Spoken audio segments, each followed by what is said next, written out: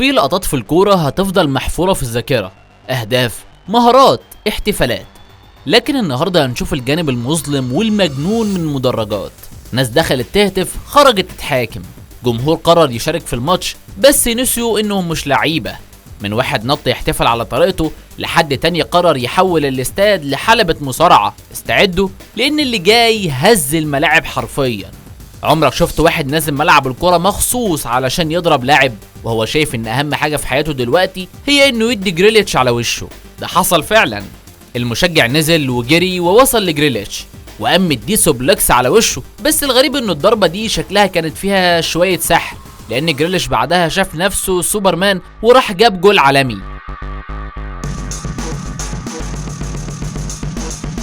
نيجي على باريس سان جيرمان ضد مان يونايتد، والحدث الاساسي مش الماتش ولا الجون، ده دي ماريا. الراجل اول ما الكرة لمسته جمهور يونايتد نزل عليه شتايم وسباب. خد الهدية وقال لهم حلوة دي، استنوا مني الهدية التانية. وفعلا نزل عمل ماتش عالمي وانتقم من فريقه القديم اشد انتقام. نخش على براجي اللي ممكن تعتبره راجل عاقل وسط شلة مجانين. واحد من الجمهور قرر يفتح له دماغه حرفيا، وفعلا الازازة جات له وجرحته، بس براجي ولا كأن حاجة حصلت، وقف ثابت كأنه بيقول لهم ده اللي عندكم، ده مش بس كابتن، ده سفير نوايا حسنة في ملاعب الكورة. اما نيمار ففي مرة من المرات الجماهير قررت تمطره بحاجات من المدرجات، لكن نيمار رد عليهم بجون واحتفال خرافي خلاهم يقفلوا بقهم. بس نيمار معروف انه مش دايما بيسيب حقه في هدوء. في مرة تانية بعد خسارة باريس في نهائي، مشجع قرر يغيظه وقال له كلمتين وش ولا بد. راح له وقال له انت بتقول ايه، وما خلصش الجملة غير لما كان البوكس في وش الراجل. نعدي على فرناند اللي جمهور مان سيتي بيكرهه لدرجة انهم قرروا يكرموه بعملة معدنية. احتفل بجون قدامهم، قام واحد رماه بعملة عدت جنب عينه بشعرة. الراجل طلع من الماتش وعنده احساس انه اشتغل في بنك مش ملعب. بيلامي بيلامي جاب جول، نزل عليه مشجع بيجري، الامن مسكه بس بيلامي قال لهم سيبوهولي، وراح له بنفسه وقال له انت عايز ايه، وقام مديه على وشه. والله لولا الامن اتاخر شويه كنا هنشوف مين UFC في نص الملعب. كريستيانو، يا سلام، مشجع نزل عليه راح يسلم عليه. كريستيانو بصله كانه شاف فاتوره كهرباء في عز الصيف واتقفل منه.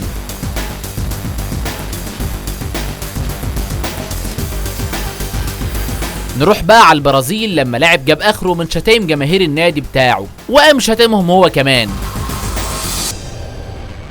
ولكن الحكم خد باله وطرده بره.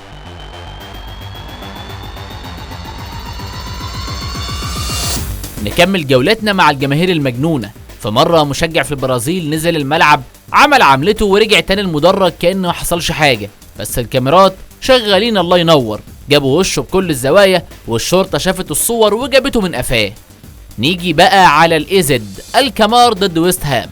جمهور إيزد قال لك خلينا نزور جمهور الضيوف، ونزلوا المدرج الانجليزي كانهم في رحله مدرسيه بس بدون اذن ولي امر.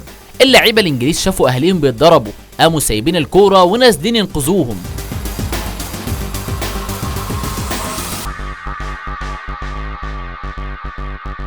بعد ما ماتش ليفربول وتشيلسي جمهور الريدز دخل في مود الشماته، بدأوا يهزروا مع لعيبه تشيلسي بشكل مستفز، بس انزو فرنانديز لا هو ما بيهزرش، وشه اتقلب وكان ناقص يرميه من المدرج، بس الحمد لله الماتش خلص قبل ما يتحول لمصارعة حرة.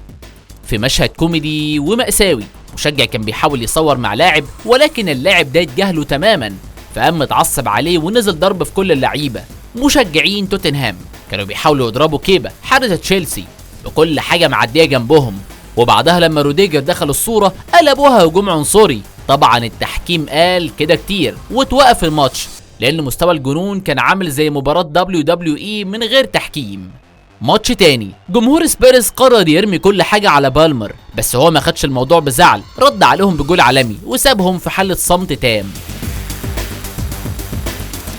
ديكلان رايس مشجع من المدرج قرر يشتته، عمل كل الحركات الممكنة، بس رايس قال له انت بتعمل ايه؟ خد العرضية دي وهات جول، ورد عليه بأسلوب الرد العملي أفضل من أي كلام، وساب المشجع في حالة خجل.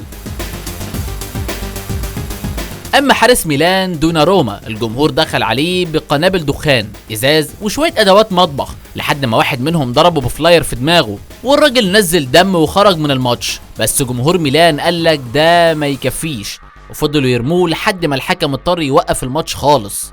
واحد تاني شال بنالتي والمفروض يحتفل، لا الجمهور نزل يشتمه وحدف عليه والماتش اتوقف وكان لازم الامن يتدخل. وبعدها حصل حاجه شبه انفجار صغير عند الجون. يا عم احنا في ماتش ولا ساحه معركه بالظبط؟ فهموني. اصعب مشهد بقى لما لاعب اسمه تون اتعرض لهتافات عنصريه بشعه.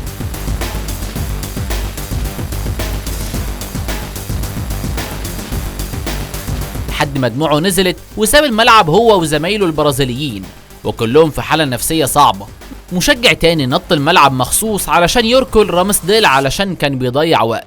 واللي حصل بعد كده كان مولد وصاحبه غايب، اللعيبه اتخانقوا والجمهور اشتبك وكأننا في حاره مش استاد. وفي يوم مشؤوم تاني جماهير لبسوا اسود ونزلوا يهتفوا عنصريا، والكارثه ان في جماهير تانيه شجعتهم. الماتش اتوقف بس الضرر كان كبير. الواحد بيتفرج وبيتساءل ده جمهور بيشجع ولا بيتخانق؟ اللاعب إفرا في مرة اتشتم كتير فقرر يخلصها بنفسه وراح رافع رجله وضرب واحد من الجمهور في وشه. والله كانت ضربة نينجا محترفة، بس طبعا اتعاقب بعدها.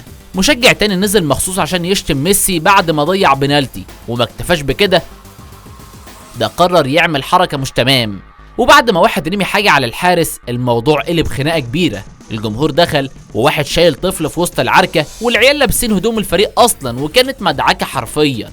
وفي لقطة مشهورة إيريك داير شاف اخوه بيتخانق مع مشجع ساب كل حاجة وطلع المدرج بنفسه وقال لك انا اللي هحلها.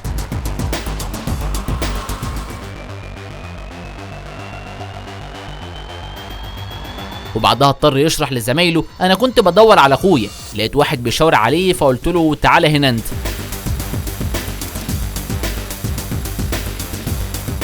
مايك مينيان حارس ميلان كان بيتشتم بعنصريه والحكم عامل نفسه مش شايف.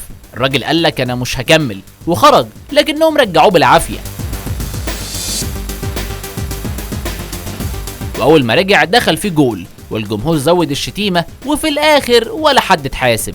وفي موقف فكاهي شويه واحد من الجمهور حاول يضرب جوردي ألبا، فألبا قال لك خدوا دي وشاط الكوره في الجماهير. مشجع شاف لاعب وقع جنبه قال لك فرصه العمر وطلع موبايله وتصور معاه كانه فاز بلقطه نادره من ناشونال جيوغرافيك. واللي شفناه ده مجرد جزء من جنون الجمهور اللي احيانا بيعدي حدود التشجيع ويدخل في منطقه احنا هنولعها. الكره دايما كانت لعبه شعوب، بس في اللحظات دي الشعوب قرروا ياخدوها حرب. افتكر انك تروح تشجع، تهتف، تفرح، تزعل، بس من المدرج مش جوه ارض الملعب، لانه لما الجمهور بيتجنن الكرة بتدفع الثمن. لو عجبك الفيديو دوس لايك واشترك وسيب لنا في الكومنتات اكتر لحظة مجنونة شفتها من الجمهور. وافتكر دايما الكرة للمتعة مش للضرب.